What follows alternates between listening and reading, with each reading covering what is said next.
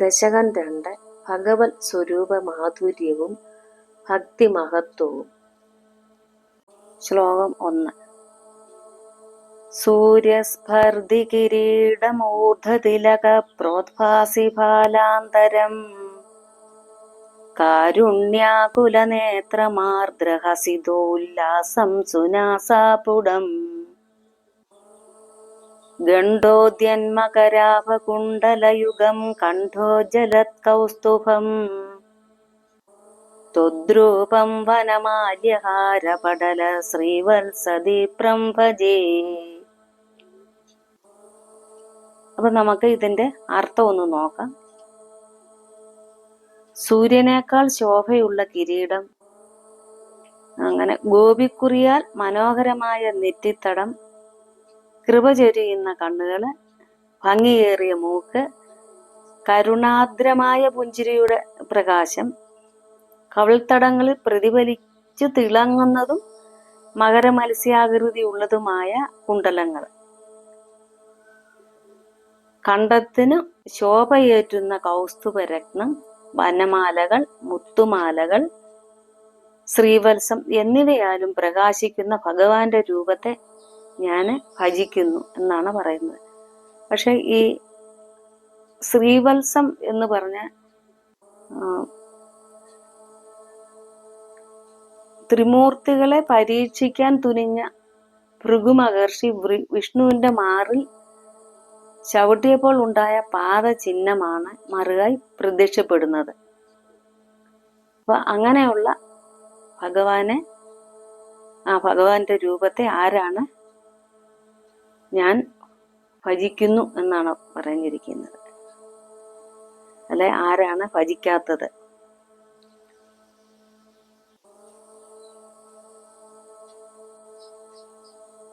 ശ്ലോകം 2. കേയൂരാംഗത കങ്കണോത്തമമഹാരത്നാങ്കുലീയാങ്കിത ശ്രീമദ്ബാഹുചതുഷ്ക സംഗതഗത ശംഖാരി പങ്കേരുഹ കാഞ്ചന കാഞ്ചിലാഞ്ചിതലസത് പീതാംബരാലംബിനി ആലംബേ വിമലാംബുജദ്യുതിപതാം മൂർത്തിം തവാർത്തിച്ചിതം. നമുക്കതിന്റെ അർത്ഥം നോക്കാം. തോൾവളകൾ, പരുത്തിക്കാമണികള്, ശ്രേഷ്ഠ രത്നങ്ങൾ പതിച്ച മോതിരങ്ങൾ എന്നിവയാൽ അണിഞ്ഞ് ഭംഗിയേറിയതും 4 തൃക്കൈകളിൽ ചേർന്നിരിക്കുന്ന ഗദ, ശംഖ്, ചക്രം, പത്മം ഇവയോടുകൂടിയതും പൊന്നരഞ്ഞാണം കൊണ്ട് അലങ്കരിച്ച ഭംഗിയുള്ള മഞ്ഞപ്പട്ടുടുത്തതും നിർമ്മലമായ ചെന്താമരപ്പൂ പോലെ ശോഭിക്കുന്ന തൃക്കാലടികളോട് കൂടിയതും ഭക്തജനങ്ങളുടെ ദുഃഖം ഇല്ലാതാക്കുന്നതും വർണ്ണിക്കാൻ കഴിയാത്തതുമായ അവിടുത്തെ അല്ലെങ്കിൽ ഭഗവാന്റെ പാവനമായ ആ ദേഹത്തെ ഞാൻ ആശ്രയിക്കുന്നു. അങ്ങനെയാണ് ഭട്ടതിരി പറഞ്ഞിരിക്കുന്നത്.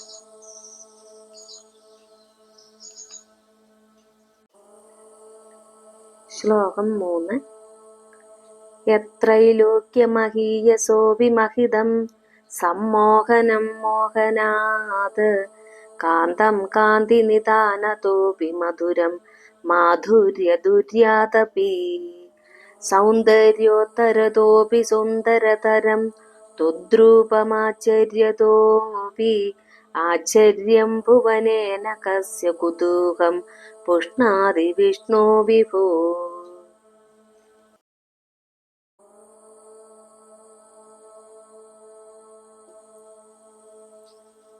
നമുക്കതിന്റെ അർത്ഥം നോക്കാം. സർവശക്തനും സർവവ്യാപിയുമായ ഭഗവാനെ,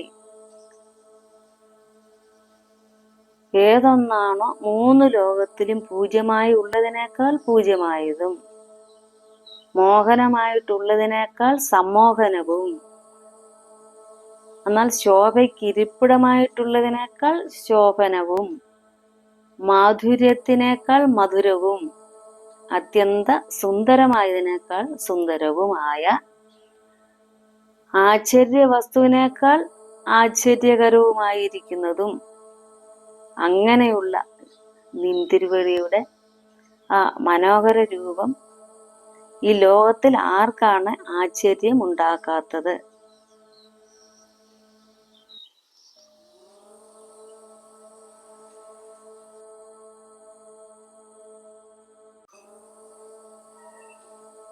ശ്ലോകം 4.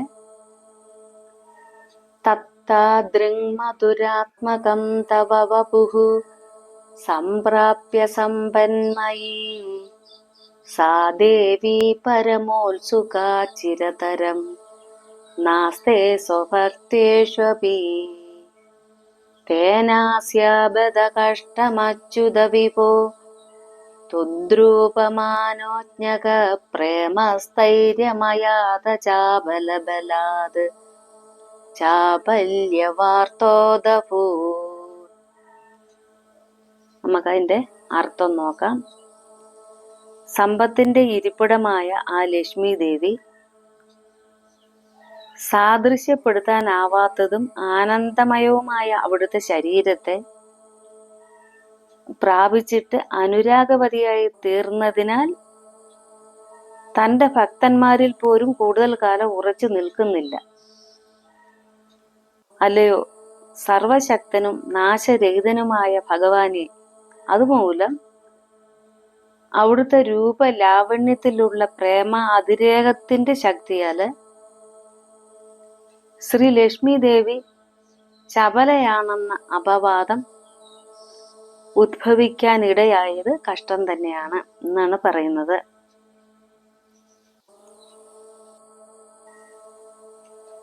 ശ്ലോകം 5. ലക്ഷ്മീസ്താവകരാമണീയഃ ഹൃദൈവേയം പരേഷ്വസ്ഥിരേത്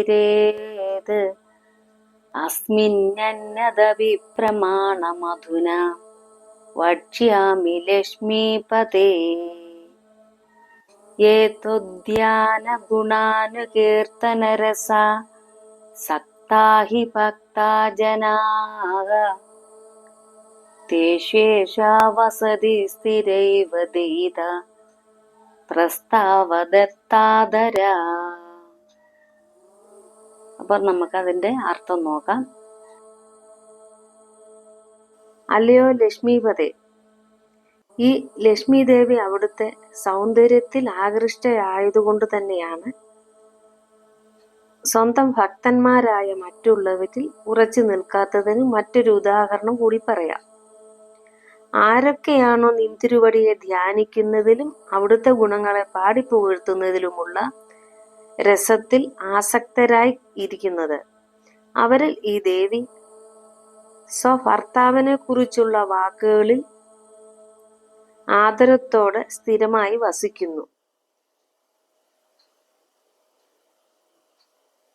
ഹരി ഓം.